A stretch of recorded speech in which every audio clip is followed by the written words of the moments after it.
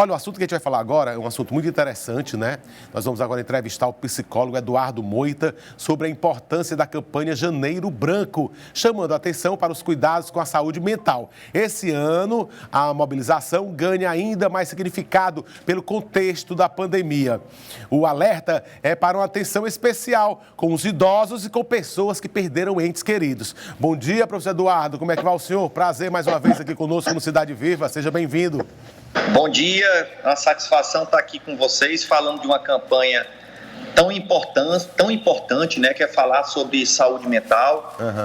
A gente observa que esse tema da saúde mental ganha a cada dia mais espaço, mais força, né, mais organização, tanto que foi um tema do nosso Enem, da redação, a questão da saúde mental. Isso prova a relevância, a importância de falar sobre saúde mental. Doutor, primeiro eu gostaria que você explanasse aí esse assunto, mas assim, no começo da pandemia, porque naquele começo foi um choque para todo mundo, ninguém sabia como se pegava esse vírus, quando ia chegar a vacina, não é? Falavam que eram anos para se descobrir uma vacina, então foi um desespero muito grande. E a pandemia, o vírus do coronavírus, chegando cada vez mais perto da gente, né? De primeiro a gente via lá longe uma pessoa que nem conhecia, depois conhecidos, parente de alguém, chegando mais perto, chegando logo dentro da nossa casa. E aí foi se complicando cada vez mais o problema aí psicológico. Mas foi o coronavírus que afetou mesmo o problema aí mental das pessoas, ou isso já se agravou por conta de um problema que já existia? Bom, vamos lá. A campanha Janeiro Branco, como um todo, ela é uma criação do Leonardo Abraão, que é um psicólogo de Minas Gerais, que um grupo de Minas pensou nessa temática de se trabalhar isso. Inicialmente, ele escolhia pontos, né, para cada ano trabalhar a saúde mental, trabalhar a especificidade de cada órgão público ou órgão privado. Com a chegada do Covid-19, do coronavírus, o que aconteceu? Toda a rede de saúde mundial foi pega de surpresa, né? A gente sabe que os nossos hospitais, a nível de Brasil, já tem uma ocupação muito grande. Pra vocês entenderem, que envolve também o trânsito brasileiro, o Brasil, 60% das UTIs antes da pandemia eram ocupadas por acidentado de trânsito. 50% dos leitos por acidentado de trânsito. Então a gente já tinha uma demanda muito grande provocada pelo trânsito, pela violência do trânsito brasileiro. Com a chegada da Covid-19, o sistema de saúde, diga-se de passagem, o SUS, que foi o grande protagonista, foi quem salvou, de fato, foi esse modelo brasileiro do SUS, né, que propicia, que facilita o atendimento gratuito, universal para todos nós, facilitou muito. Quando se pensou na saúde do paciente com Covid, pensou-se inicialmente nas situações básicas, que é o que a gente está vendo agora em Manaus, pacientes que pela falta de um oxigênio estão sendo transferidos e alguns morreram, como foi noticiado por alguns canais e alguns sites de informação. Quando isso aconteceu, isso gera um desarrumo. Quando morre alguém que a gente não sabe quem é, Laércio, e todas que nos escutam, isso é um número. Mas quando vem para a vida da gente, é uma ausência de um ente querido. Então isso gera, além da questão da perda, além da questão da doença, a questão dos medos, dos transtornos do comportamento, das ansiedades e etc. Então esse ano a campanha tem falado muito no papel da psicóloga, do psicólogo, da questão da saúde mental do paciente Covid. Porque, como você disse no início aí, todos nós conhecemos alguém ou temos alguém querido, alguém amado, que faleceu ou que ficou grave no momento da Covid-19.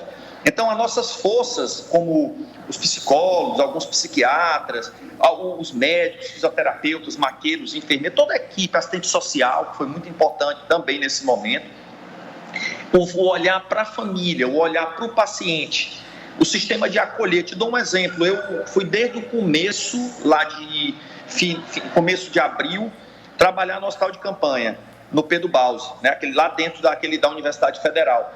O fato de saber acolher um paciente quando ele chega no hospital é muito importante, porque alguns pacientes desaturam, ou seja, eles têm uma variação, uma queda do processo respiratório pela ansiedade, pelo medo e pelo pânico.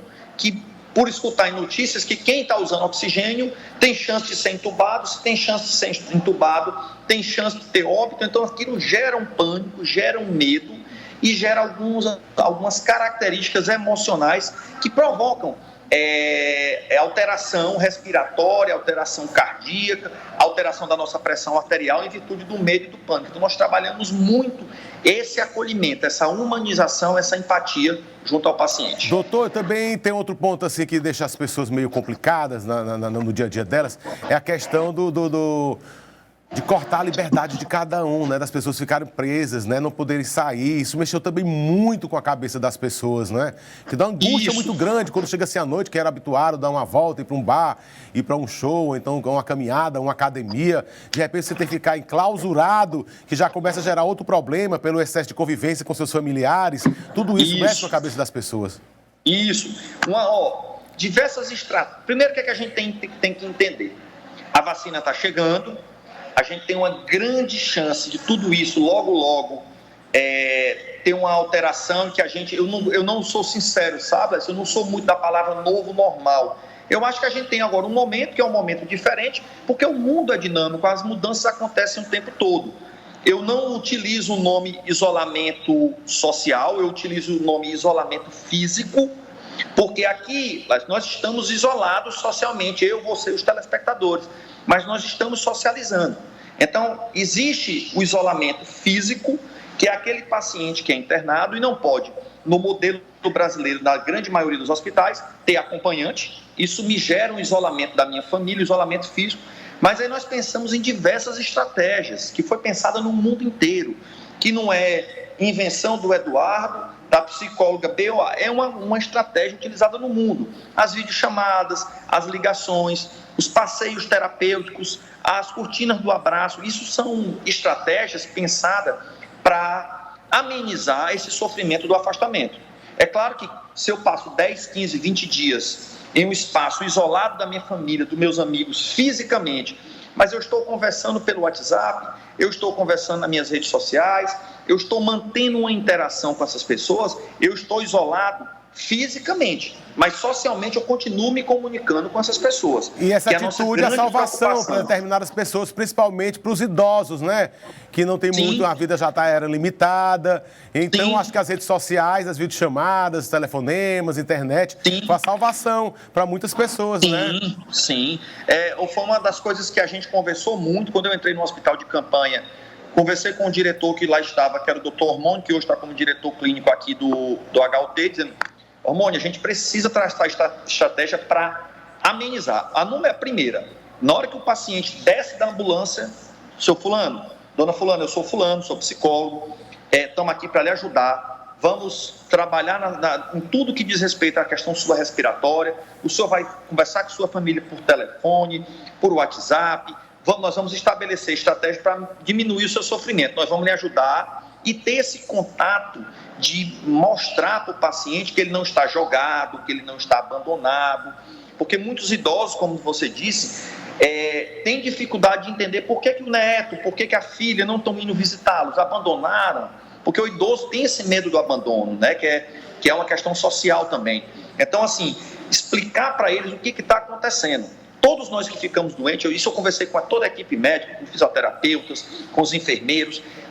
Se chega um enfermeiro para colocar uma medicação, seja ela venosa, seja ela oral, explicar: o senhor vai tomar essa medicação, ela tem a finalidade disso, tem como finalidade disso, à tarde nós vamos fazer um exame no senhor, o que é isso, explicar para o paciente o que está acontecendo com ele ou com ela, para que pelo menos diminua ou que ele tenha noção do que está acontecendo com ele naquele momento de doença, naquele momento difícil, porque a evolução do Covid, para mim, para você, para qualquer ser humano, ela não tem uma bula, ela não tem uma receita, se fizer isso não vai... A gente não tem isso. Então, assim, era dia a dia, era trabalhar as ansiedades dia a dia, individualmente, respeitando a idiosincrasia do ser humano. O que é a idiosincrasia? As diferenças de comportamento, diferença social, diferença religiosa, diferença de tudo que todos nós temos uns dos outros. Doutor, agora eu queria lhe perguntar o seguinte, esse mês, que é o mês que vocês estão comemorando, estão debatendo mais aí, com mais intensidade sobre esse assunto da saúde mental, mas como as pessoas podem amenizar os seus problemas psicológicos, principalmente para os idosos, que é um dos públicos-alvos que vocês estão lançando essa campanha? É uma das coisas que a gente fala muito sobre questão psicológica. Existia um estigma, existia um entendimento que procurar ajuda psicológica era coisa de doido, de maluco, e isso vem sendo derrubado ao longo dos tempos, felizmente. As equipes multi e interprofissional dos hospitais, elas têm trabalhado muito essa questão de valorização da saúde mental, porque a gente observa a potencialização e o aparecimento de alguns outros sintomas por conta dessas ansiedades, desse pânico, desse medo.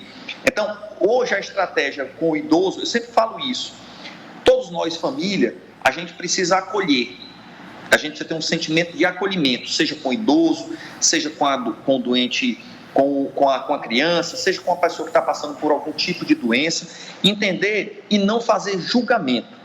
A palavra de ordem, uma das palavras de ordem da campanha é o acolhimento, que o lema da campanha é: quem cuida da mente, cuida da vida.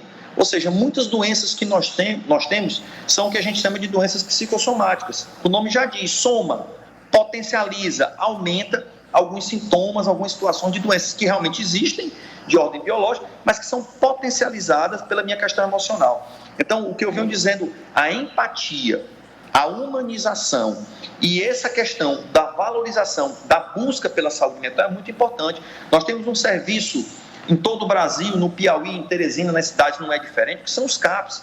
O Centro de Atenção Psicossocial, ele possui equipe, psicólogos, psiquiatras, enfermeiros, técnicos, pessoas que são gabaritadas, concursadas, pessoas que têm uma formação muito robusta, vamos dizer assim, para colaborar com a estratégia da saúde mental. Doutor, eu gostaria também que o senhor explanasse um pouco aí o que é que as pessoas têm que trabalhar ainda um pouco psicologicamente para aguentar mais um pouquinho, porque a vacina chegou, não é sair, tomar vacina e aglomerar, receber visita, porque a primeira dose tem que passar 14 dias, 20 dias, se eu não me engano, toma a segunda dose, tem que aguardar mais outro tanto de dias, não é isso? Enfim, isso. E também tem que esperar aí um grande número de pessoas para se vacinar, para diminuir o risco. Sim, primeiro, a gente precisa entender, a pandemia não passou mesmo com a chegada da vacina, os números que estão chegando, a quantidade de vacina ainda é insuficiente para a população. A gente precisa respeitar o momento. Do ano de 2021, ainda vai ser um ano muito voltado para essa questão da colocação da vacina. E enquanto a grande massa não for vacinada, eu preciso permanecer com cuidado no uso da máscara, na lavagem das mãos, no distanciamento físico nas filas, nos locais, evitar locais aglomerados. Por quê? Porque eu posso ser um vetor. O que é um vetor? Uma pessoa que vai transmitir para um ente querido, para um ente amado em casa, que é idoso ou que tem comorbidades, ou seja, tem doenças como diabetes, obesidade, pressão arterial elevada, e isso pode potencializar e causar a minha doença foi leve, mas eu posso levar para uma pessoa e essa pessoa ter ela de forma mais aguda, de forma mais forte e possivelmente pode até acontecer um óbito. Então, a gente precisa respeitar o meu direito de ir e vir, ok, mas vamos respeitar essa questão da saúde coletiva, da saúde como um todo. Doutor, o senhor acha que depois, pós-pandemia, o número de casos para tratamento psicológico vai aumentar? Existem algumas estatísticas que a Organização Mundial de Saúde fala que esses acontecimentos pós-pandemia, eles geram uma onda de ansiedade, de síndrome do pânico. O que é que a gente tem que fazer? Trabalhar um dia de cada vez, tá? A gente precisa entender que vão acontecer e que nós vamos tratar. O que a gente precisa entender é que, após algum momento, ou quando eu desenvolvo alguma síndrome, algum transtorno do comportamento, existe tratamento e que eu vou tratar e que minha vida vai seguir para a rotina minha que eu tinha antes e que as coisas vão se encaixando, vão se adaptando, embora existam modificações, mas existe uma nova adequação com relação a isso. Doutor, muito obrigado aí pelos esclarecimentos, tá bom? Por aqui abordar esse assunto. E eu aguardo outros momentos para a gente se encontrar aqui no Cidade Viva, quando passar a pandemia que vem ao vivo. Estou disponível, Léo. Precisando ir na Cidade Viva, estou sempre às ordens. Valeu, então. Um grande abraço, bom dia para o senhor. Tudo bom. Bom dia para todos. Valeu.